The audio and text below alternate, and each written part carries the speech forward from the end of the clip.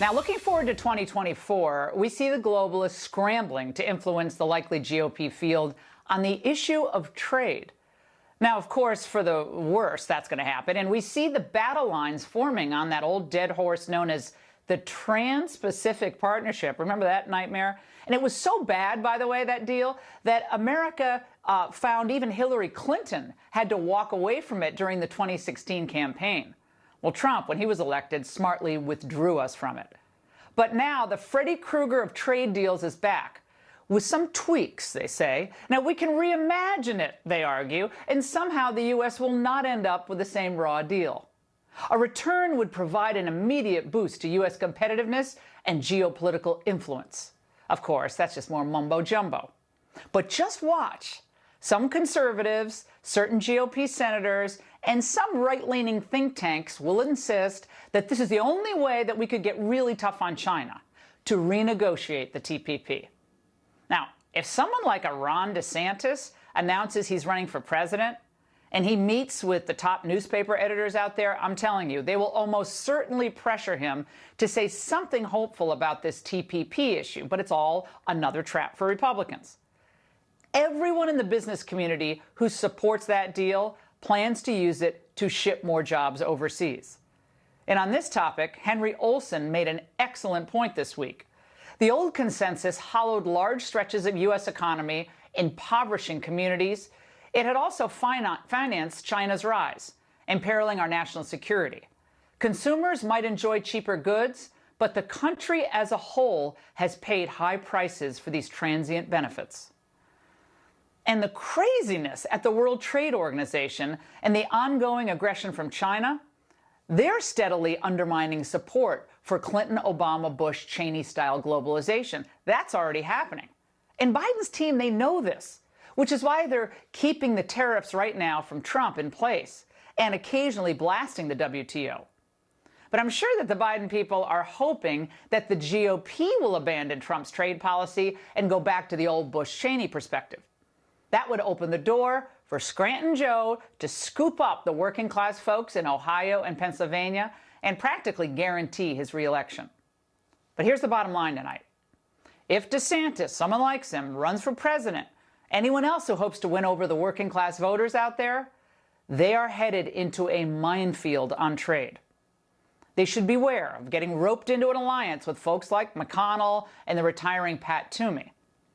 And the China Chamber of Commerce, on issues that are going to come back to haunt them, stay away from them as well. You want to campaign in Middle America? You better stand for Middle America. And joining me now is Bob Lighthizer, former Trump trade representative. Bob, great to see you tonight. What is the biggest problem with this reimagined TPP? Well, let me say, first of all, just to your other point, the broader point, the Republican Party is the party of working people, period, right now, all right? Big business is with the Democrats, tech's with the Democrats. So the question you say to yourself, what can we do for working class people that will create more jobs and raise wages for these people? You got three things that a sensible Republican can do. One, cut taxes. That'll help jobs. Cut taxes on business, not necessarily on individuals. But working class people don't see that as in their interest. You can cut regulation, which is also sensible and helpful, but working class people don't see that as in their interest either. And then you can do something on trade. You can fight for our jobs. You can fight for balanced trade. You can fight for fair trade. Working class people see the benefit of that. So to run for president as a Republican and not embrace this new America First approach on trade is, in my judgment, suicide. You will lose Ohio, where I'm from, and you'll lose Pennsylvania, a lot of these other places. If we become the party of the U.S. Chamber of Commerce and big business in this field, it's a mistake. Secondly, now, on your question of the TPP was a disaster from the beginning.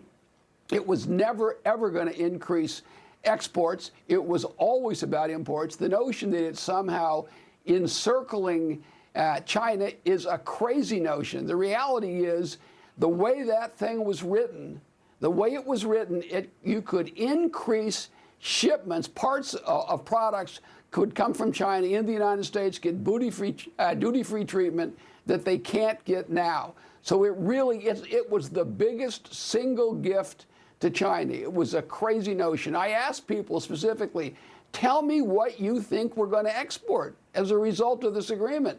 Nobody can give me anything of any consequence. The principal benefit when they first sold it, the principal benefit was agricultural sales to Japan. We got those in the Trump administration and our U.S.-Japan deal. We got all the benefit you can get out of it. Now it is just going to hurt us, and it can't be fixed. It literally is like putting lipstick on a pig. It cannot be fixed. Now, Bob, on this issue of steel tariffs, the WTO, not surprisingly, the World Trade Organization, has ruled against America's steel tariffs that were put in place by the Trump administration, saying they're unfairly protectionist and they put other countries at a disadvantage. Bob, with everything that you've done in your entire career on trade, Bob's the most brilliant person on trade, frankly, in the United States. On the issue of steel, what has happened to our steel industry under the great globalization? Well, I mean, look, the reality is the steel industry in the United States has been decimated, and for a period of decades.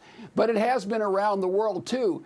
There is more excess capacity in steel, non-economic excess capacity in steel in China than there is production in places like the United States, Europe, Japan. So we need those tariffs. And look, at this WTO case was outrageous, but not surprising. We made a clear decision that every country makes its own decision on national security. This is not something where we have these three wise men, and they're not the wise men that found Christmas, by the way. These are not wise men who didn't find Christmas. So the notion that you have an arbitration, three people, three bureaucrats in Brussels decide what's in America's national interest is completely ridiculous. Bob, it's great to see you tonight. It's been quite a while. Thank you so much.